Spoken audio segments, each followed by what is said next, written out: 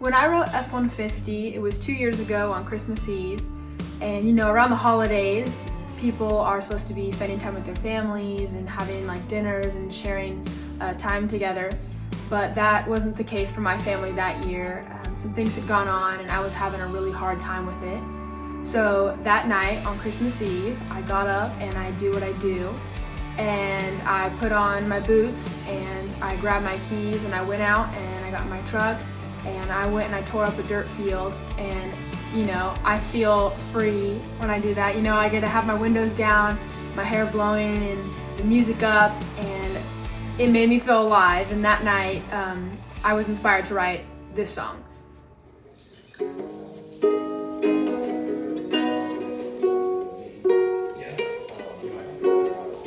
I feel like it should go, you hold that, like, and then the chorus will come in over that.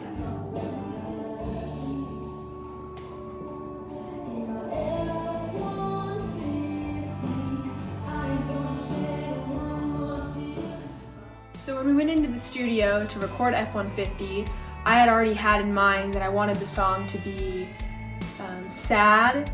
Not that I wanted it to be a sad song, but I wanted the vibes to be that it was filled with emotion, even though the lyrics were simplistic and the storyline could just be taken as, oh, you know, about my truck, but it meant a lot to me and the story behind it and why I wrote it was personal, but I wanted the lyrics to still be simplistic, so it could have almost a dual meaning and people could take that as, you know, I drive my F-150 to relieve my stress or when I'm feeling down, or I go out with my friends, or I paint, or I dance and things like that. I think everybody has that thing that they do that makes them feel alive when they're down or they're out, you know. And for me, that's music and it's driving my truck. So I decided to put that into a song because I know a lot of people can relate to that.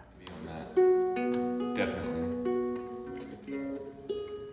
Because if we mic'd it up, it sounds so awesome.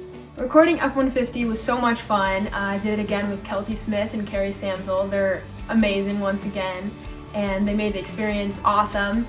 And considering this song was personal for me, they understood that and they were able to take, you know, my ideas and my emotions that I put into the song and the vibes that I was going for and totally just paint the picture. I wanted F150 to be haunting and I wanted it to, you know, display the emotion that I felt behind the story of the song, and that is where the slide guitar came in. It was super cool to have the little intro and you hear in the beginning of it, and I think that's really cool because in the little instrumental part during the song we decided not to have a guitar solo. We wanted it to be more of a slide solo, and I love that because to me it feels, you can feel the passion and the emotion in the song, and I'm really happy that Carrie came up with that.